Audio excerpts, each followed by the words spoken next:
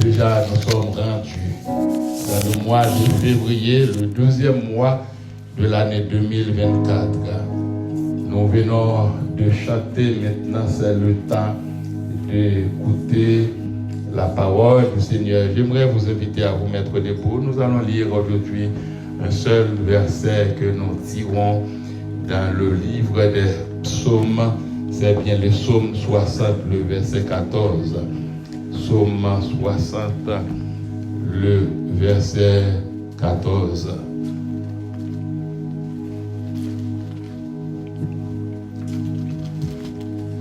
Alors c'est un texte très connu.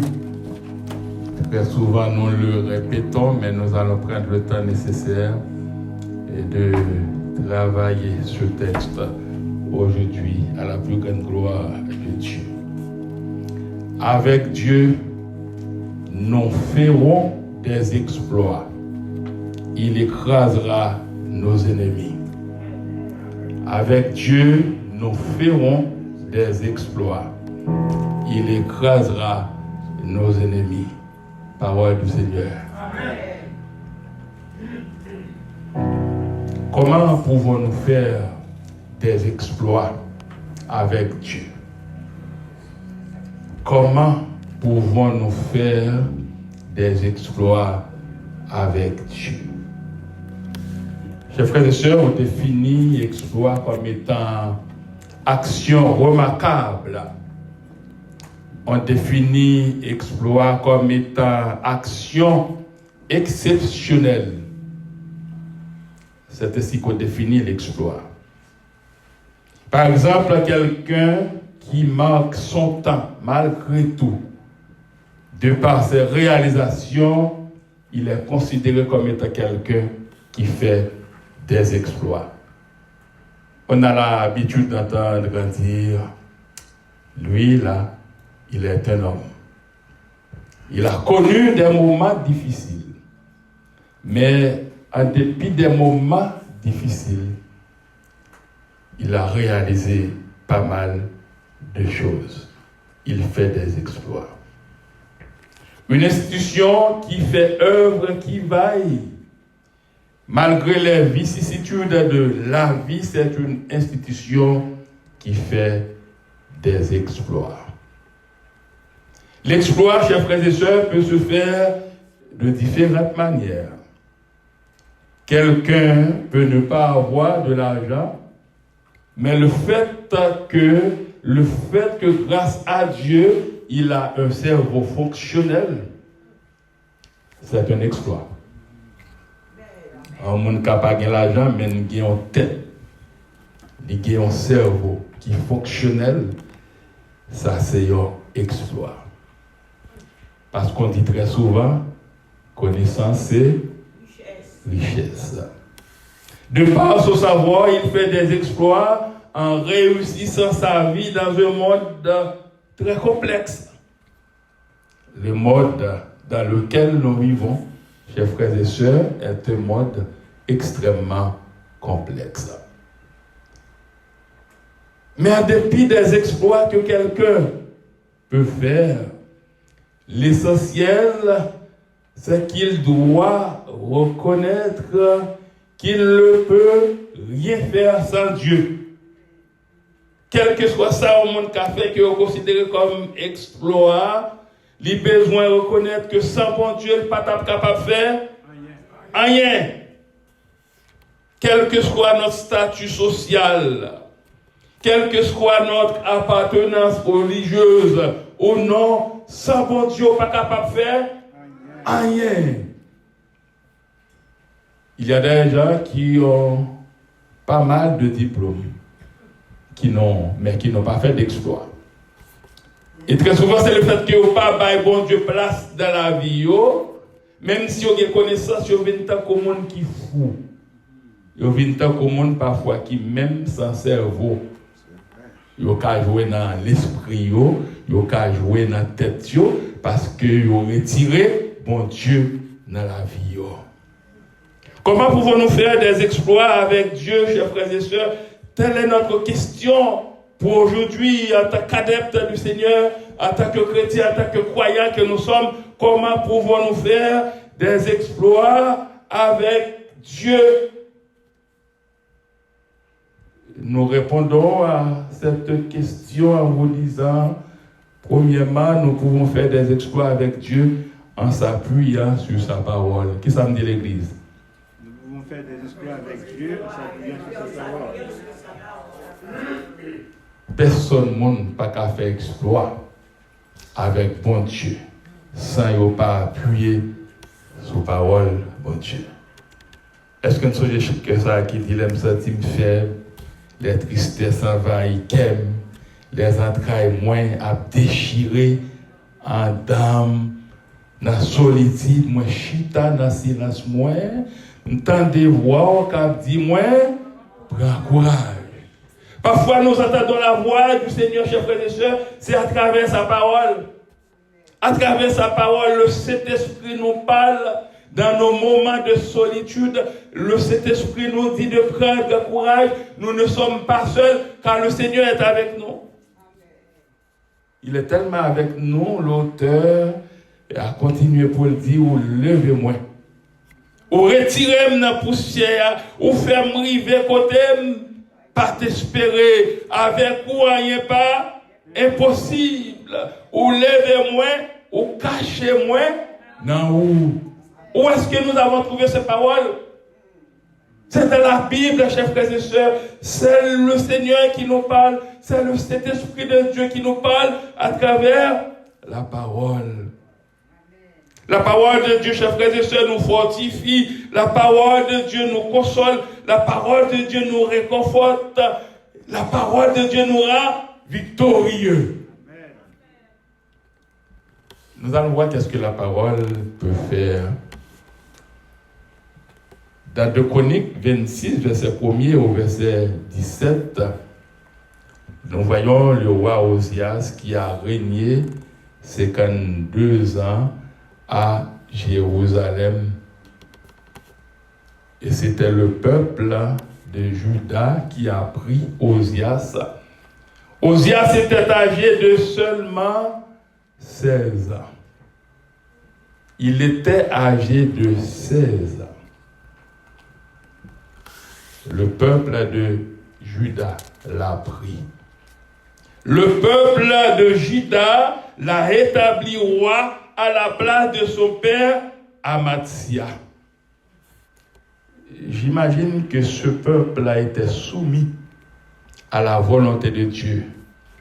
Non seulement ce peuple de Juda était soumis à la volonté de Dieu, mais ce peuple aussi a prouvé sa reconnaissance envers le père d'Osias. Le père d'Osias a fait un travail extraordinaire. Il a fait des exploits. Le peuple, de par sa reconnaissance, et il dit, c'est comme quoi dans notre parole en tant que peuple, petit si papa te fait un pile bagaille, il a fait un pile bagaille tout. Et puis peuple apprend Esdras, peuple n'a pas de Esdras seulement au choisir, et puis on la gueule pour qu'on y a gardé ça l'a fait, non? Mais peuple a été assisté Osias dans tout ça le t'a fait. Vous savez, chers frères et sœurs, Osias a réalisé beaucoup de choses. Le verset 9 nous dit Osias bâtit des tours à Jérusalem sur la porte de l'angle, sur la porte de la vallée et sur l'angle, et il les fortifia. Osias, il bâtit des tours dans le désert et il creusa beaucoup de citernes parce qu'il avait de nombreux troupeaux dans les vallées et de la plaine et de la broueur, des vignerons dans les montagnes et au Carmel, car il aimait l'agriculture. Mais il n'y a pas qu'à mettre en phase sous réalisation Osias te fait, il a bâti des tours. Qui ça qui trouve, frère Maxime? Une tour, c'est un bagage qui fait avec une série de gros fers. Bâtiment souvent cylindrique, qui construit en hauteur. Bâtiment dominant un édifice ou un ensemble architectural. Par exemple, vous parlez de tour de château. C'est une construction en hauteur, tour métallique. Par contre, si il y a des gens qui visitaient déjà la tour CN à Toronto, j'ai eu le privilège de visiter cette tour, la tour CN à Toronto, qui est considérée comme étant 7e merveille moderne du monde. Tout ça a gagné 147 étages. C'est autour d'une hauteur vertigineuse de 553,3 mètres, 815,7 pieds. L'on montait en haut, gagné toutes sortes de choses, restaurants, magasins, tout ça. Et puis quand on montait, qui pour monter avec moi, il est tellement allé avec une vitesse vertigineuse, ou qui était de se trembler, tout le corps qui était de se trembler, parce que c'est un tour qui est très haut. Parlant des tours encore, nous avons rappelé non, et bien de ça, il y aurait les tours jumelles, World Trade Center. Nous sommes en 2001, le 11 septembre, et puis qui t'est passé là-bas dans 2 tours qui étaient collés ensemble, côté avion, t'es arrivé, atterri, écrasé dans tout ça, Pendant ça, il y a 2977 personnes qui étaient tuées, c'était un attentat, qui étaient tuées dans l'attentat ça. Et nous, par exemple, ça, pour nous faire Maxime, et bien, tout ça, qui était considéré comme étant des tours considérables, et bien, dans le texte là, c'est même genre tout, Osias te construit des tours. C'est pas n'importe quel bagaille. Il te fait des tours. Et le texte là dit, non seulement ça dans le verset 15, eh bien il fit faire à Jérusalem des machines inventées par un ingénieur et destinées à être placées sur les tours et sur les angles. Osias, à l'âge de 16 ans, il mettait les rois à la place de papal et puis il réalisait un paquet de bagailles.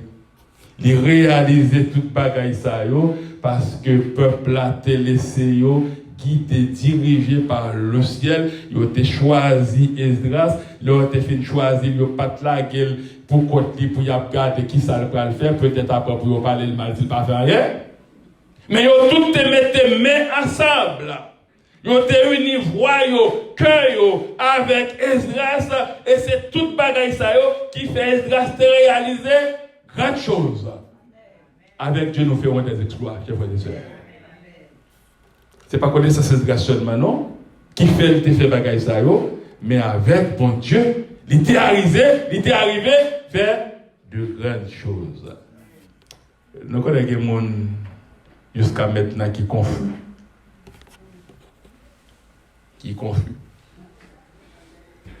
J'étais allé couper mes cheveux chez un gars qui fait toujours des discussions, même il y a longtemps pas ouais, et puis toujours parler de bon Dieu, mais confus. Et puis il dit, sois passé pasteur, on est venu là, venu faire cheveux. Monsieur dit, c'est médecin. Il me dit, monsieur, l'on fait opération, qui ça qu'il faut faire? Il dit, monsieur, dit, bon Dieu. Et puis il dit, il répond, monsieur, comment bon Dieu a? Bon Dieu, qu'il faut faire, il faut aller à l'école. Vous comprenez? Il dit, si tu es à l'école, il pas bon Dieu pour faire, c'est vous qui faites. Et puis il me dit, monsieur, mais qui est-ce qui a connaissance? Qui est-ce qui permet de marcher, de vivre? Qui est-ce qui s'il dit, monsieur, pas pleuver, s'il dit, la cocobé. Il dit, en tout cas, ça, moi-même, c'est pas pour faire mon dormir. On est à l'école, on ne peut pas venir, c'est bon Dieu qu'il faut réussir au bagaille. C'est parce que de la confusion. Mais nous-mêmes, chrétiens, chers frères et sœurs, nous pas doués tomber dans la même confusion. Nous besoin de penser avec bon Dieu et avec bon Dieu seul que nous sommes capables de faire pile bagaille. Et pour nous réaliser un pile bagaille, nous besoin de bon Dieu place li dans la vie, non. Bon Dieu place li dans le cœur, non. Bon Dieu place li dans l'église que nous constituons, chers frères et sœurs. Avec Dieu, nous ferons des exploits. Comment pouvons-nous faire des exploits? Que je vous dise, chers frères et sœurs, tout enfant de Dieu est appelé à faire des exploits, tout en s'appuyant sur la parole de Dieu et en optant pour des stratégies bien spécifiques. En tant qu'humain, tout ce qu'on besoin de faire, ou employer des stratégies, mais en tant que chrétien, si vous voulez progresser spirituellement, si vous voulez progresser, qui sont faits? Est-ce qu'on peut seulement dans tête ou dans savoir pendant qu'on va chercher mettre bon Dieu de côté et dans tout soit chercher mettre bon Dieu de côté ou déjà fait fiasco, nul ne peut rien faire sans l'assistance divine, chers frères et sœurs. Quelles sont les stratégies à envisager par un enfant de Dieu pour faire des exploits? Nous avons dit la première stratégie que un petit bon Dieu besoin d'envisager pour faire des exploits. Un enfant de Dieu doit rechercher la présence de Dieu dans sa vie quotidiennement. Est-ce que l'Église entendait? Il y a un monde qui a servi bon Dieu, petit bon Dieu, besoin de chercher la présence bon Dieu chaque jour dans la vie. La parole dit veille sur toi-même, avant tout, pour que tu sois guidé par l'Esprit de Dieu, chers frères et sœurs. Parfois, il y a des choses fait, il y a des choses dit, il y a des gens réagissent, tout simplement parce qu'on n'a pas l'Esprit de Dieu dans la vie, frère Maxime. Que vous voulez d'accord, qu'on pas d'accord. Il y a des comportements qu'on gagne, tout simplement c'est parce qu'on n'a pas l'Esprit de Dieu dans la vie. Lorsqu'on a l'Esprit de Dieu dans la vie, il est conscientisé. Lorsqu'on a l'Esprit de Dieu dans la vie, eh bien, il n'est pas fort pour tes jugements, pour baser en seul bon. Il a bonne capacité pour analyser, rechercher la présence de Dieu constamment dans notre vie, chers frères et sœurs. Deuxième stratégie, eh bien, Osias, eh bien, il te mettait en application en tant qu'enfant de Dieu aussi. Nous devons chercher à mener une vie dans la droiture. Qui ça me dit là à l'église? Nous avons besoin de faire quoi? Mener une vie dans la droiture. Nous devons nous efforcer. Peut-être que mon cap dit, mais parce que comment je peux faire droite là, moi? Pour jamais ça y est là. Comment je peux faire droite? Yon monde sou pa bay manti ou pa régler rien. Sou pa bay manti ou pa régler rien. Comment on peut faire droite? Je me souviens, il y avait quelqu'un qui était ici, mais qui n'est plus. C'est moi qui ai fait un renseignement, et puis, une question qui était posée, il était en réponse par rapport avec impôt. Et puis, monsieur a sorti pour le fâcher. C'est pas ça, l'étendait. Avec un monde depuis ma bouille là, bon, vous ne pas parler de barres comme ça. Mais nous disons ça la Bible dit. Nous disons ça la Bible dit, tout simplement. Il y a un monde qui dit dans ce score là, toute bête gênée, mordée. Depuis c'est ça qui fait affaire au monde, ils reprennent. Dans le côté biblique, toute bête gênée, mordée, alors ce n'est pas bête. Est-ce que c'est bête? Toute bête gênée, mordée. Nous devons mener une vie dans la droiture. Nous devons nous efforcer. Parce que Romains 3, verset 10 dit, selon qu'il est écrit, il n'y a point de juste, pas même un seul. Mais de par notre position à Christ, nous sommes justifiés. Notre position nous exige à nous efforcer, chers frères et sœurs. Il y a admettons qu'on fait, il rapporte des millions. Mais au dernier jour, on parle avec des millions. Alors, ce qu'on fait seulement pour vivre, pas doit vivre sous terre. Et puis, peut-être pour faire un nom, c'est ça, on pense, on fait ça, on voulait. Ce n'est pas une bonne stratégie lorsqu'on fait ça, on voulait. Troisième stratégie, pour un chrétien qui voulait faire des exploits, mener une vie, troisième stratégie, c'est mener une vie de justice. Mener une vie de justice. Ça ne comprend pas ça que tu mener une vie de justice. L'on mener une vie de justice. Ou pas doué ou un bagage sur un seul angle. Il y a un monde qui a mené en vie de justice, pas chercher à faire des idées préconçues. Si vous n'avez pas de capacité pour faire de bonnes analyses, qu'on ne peut pas faire même, qu'on ne peut pas parler. Le monde qui a mené en vie de justice, il ne faut pas avoir la côté qui a fait là seulement. Il faut avoir dans le sens normal. Il ne faut pas avoir bagaille sur un seul angle. Il y a des gens depuis ce n'est pas eux-mêmes qui sont en position, ils ont bagaille là, qui fait bien.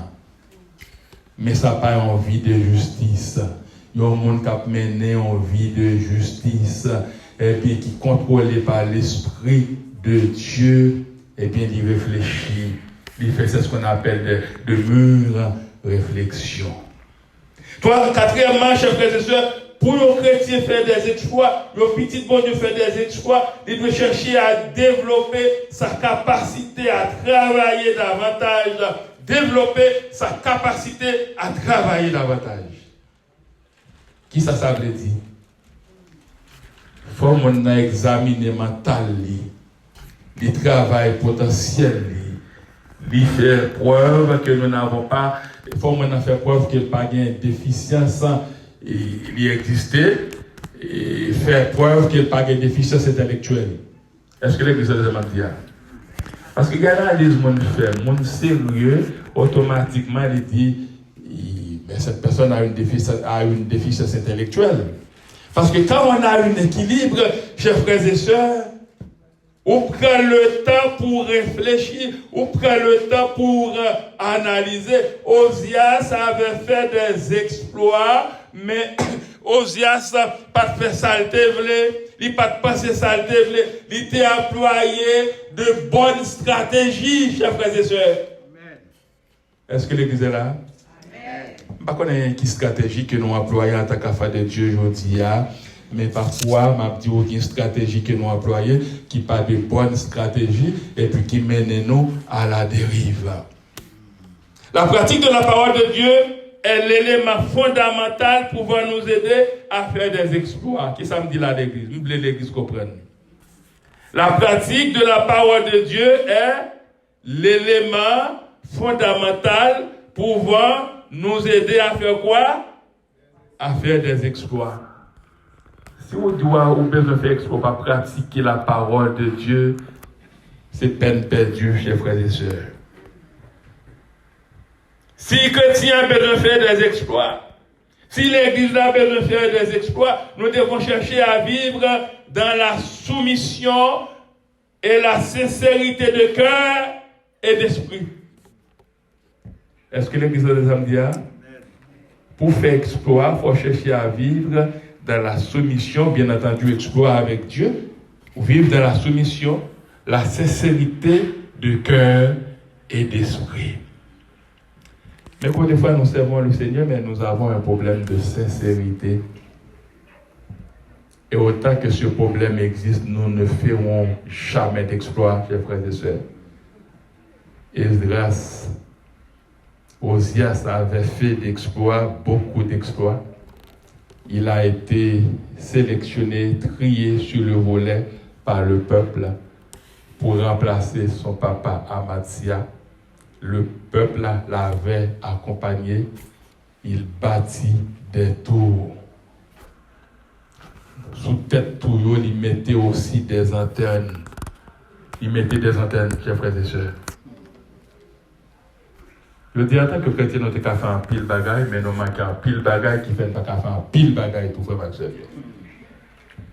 Ça depuis samedi, en tant que chrétien, nous avons fait un pile bagaille, mais nous manquons un pile bagaille qui fait nous pas faire des exploits. Si que nous pas unis, c'est peine perdue, chers frères et sœurs. Si pas de soumission, si pas de sincérité, c'est peine perdue, chers frères et sœurs. Vous savez, le diable peut rôder autour de nous comme un lion rougissant, cherchant qui il dévorera. Et nous avons avec sincérité de cœur, habituellement, le diable emporte ceux qui sont en manque de la parole. Est-ce que vous savez? diable a porté autour de nous pour chercher qui monde il a dévoré. Habituellement, diable a dévoré, il a apporté monde qui manquait la parole. Monde qui pas connaît la parole, chers frères et sœurs. Petit bon Dieu n'a pas qu'à faire exploit sans la connaissance de la parole de Dieu. Et puisque monde qui manquait la parole, diable et puis qui contrôle la vie, ces gens sont confus sur toute la ligne. Ils ont une confusion totale. L'eau à droite, l'eau à gauche. L'eau est blanc, l'eau est rouge. Ça veut dire que c'est la confusion totale, tout simplement parce que ils ont en manque de la parole de Dieu. C'est la parole de Dieu qui ouvre nos cœurs, chers frères et sœurs. C'est la parole de Dieu qui nous apprend comment fonctionner, comment marcher, comment prendre des décisions. C'est la parole de Dieu qui est là pour nous guider, chers frères et sœurs. Et je veux que vous sachiez aujourd'hui que quand Dieu est avec nous, nous n'avons aucune crainte de l'ennemi. De par notre confiance en lui et la connaissance de sa parole. Parce que le texte nous dit, il écrasera nos ennemis. L'ennemi a existé depuis toujours. Mais si on a bon Dieu a écrasé l'ennemi. Au nom puissant de Jésus, l'ennemi sera écrasé.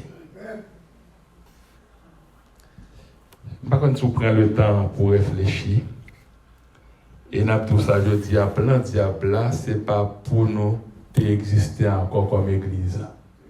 Est-ce que nous entendons bien? Le diable n'a pas dû exister encore comme l'église.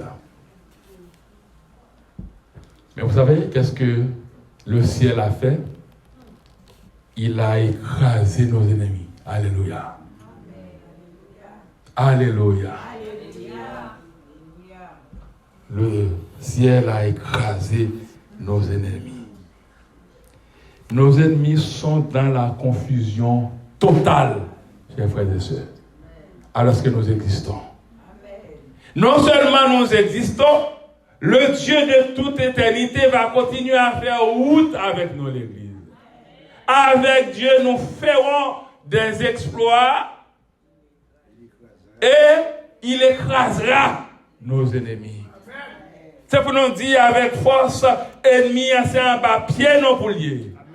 Ennemi, pas qu'à sous-tête non, mais ennemi, c'est un bas pied non pour lier. Parce que nous gagnons la parole de Dieu comme boussole. Frère, tu es en tant que croyant, en tant que chrétien, parfois on lève des couragements en porte, oui. On poser toutes sortes de questions, ça on doit faire, qui décision on doit prendre. Parce que plein d'ennemis, c'est pour tout qui te savent. Plein d'ennemis, par exemple, c'est pour le dire, Pasteur Jacob, vague. Mais l'ennemi, ce n'est pas le papa, mais l'ennemi n'a pas te mettre là, c'est le ciel qui met là. Et pas l'ennemi qui t'a choisi, c'est le ciel qui t'a choisi. C'est ça l'église besoin connaître. Et l'église besoin connaître que l'ennemi y existait. Parfois, c'est ça le problème, non oublié si l'ennemi existait. Si l'ennemi n'a pas existé, pour qui ça David a parlé dans le psaume 3 à l'occasion de sa fuite devant Absalom, son fils, et dit ô Éternel, que mes ennemis sont nombreux. Quelle multitude se lève contre moi. Combien qui disent à mon sujet, plus de salut pour lui auprès de Dieu. Mais moi, ô Éternel, tu es mon bouclier, tu es ma gloire et tu relèves ma tête. Il dit, garder seulement, jamais méchant, il va tomber. Méchant existait, chers frères et sœurs. Il faut connaître méchant existait. Quand nous sommes là, observer le Seigneur, parfois il y a des gens qui cherchent pour une nouvelle, est-ce qu'il y a des manies là encore? Et là, jusqu'à la consommation des siècles, chers frères et sœurs. Psalmiste a dit, de ma voix, je crie à l'Éternel. Et il me répond de sa montagne 7. Je me couche et je m'adore. Je me réveille car l'Éternel est mon soutien. Je ne crains pas les myriades des peuples qui m'assiègent de toutes parts. Lève-toi, Éternel, sauve-moi, mon Dieu, car tu frappes à la joue tous mes ennemis. Tu brises les dents des méchants. Quand ça dit, l'Éternel a pris l'ennemi avec calotte. L'a cassé dans tout ennemi. Pour l'église, il continue à vivre, chers frères et sœurs. Et n'a pas répété encore pour besoin qu'on ait ennemi existé depuis toujours. Ennemi existé. Lorsqu'on connaît ennemi existé, on a besoin de vivre avec conviction. Si nous sommes là, c'est parce que nous aimons le Seigneur, c'est parce que nous aimons l'église et du Seigneur. Il faut lutter contre l'ennemi, frère Maxime.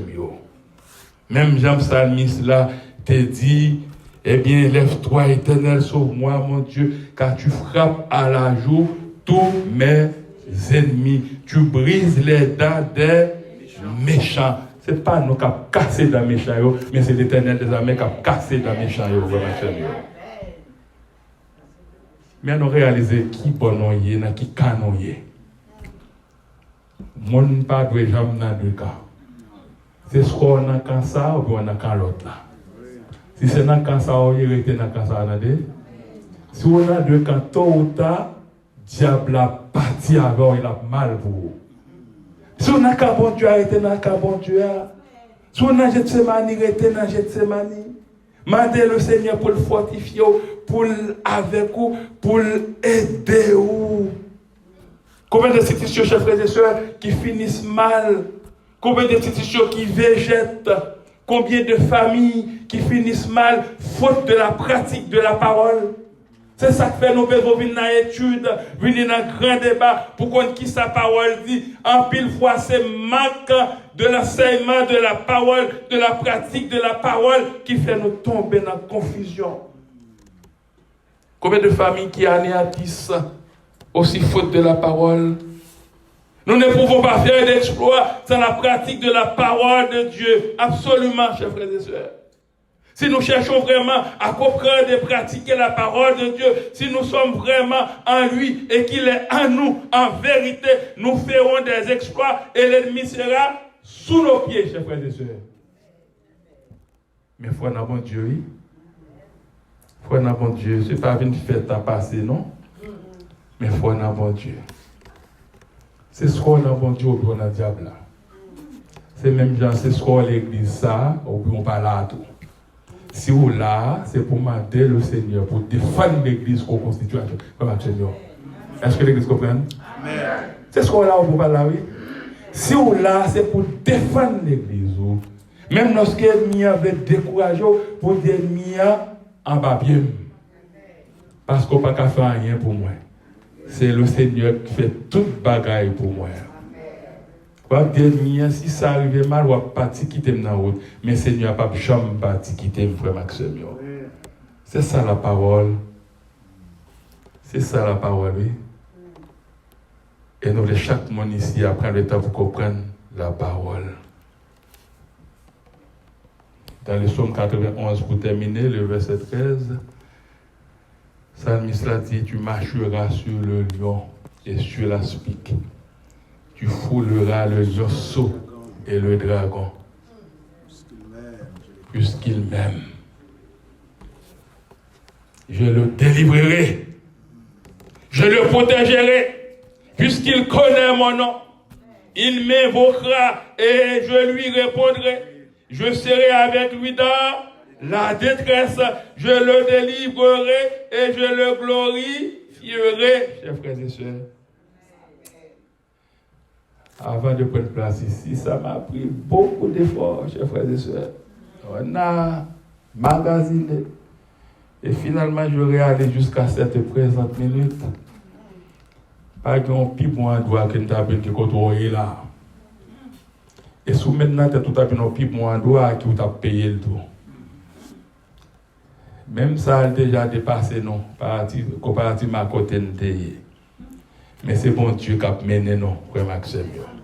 Et c'est ça au besoin de connaître, puisqu'il m'aime, je le délivrerai. Je le protégerai. C'est l'Éternel qui dit ça, oui. Puisqu'il connaît mon nom, il m'invoquera et je lui répondrai. Je serai avec lui dans la détresse. Je le délivrerai et je le glorifierai.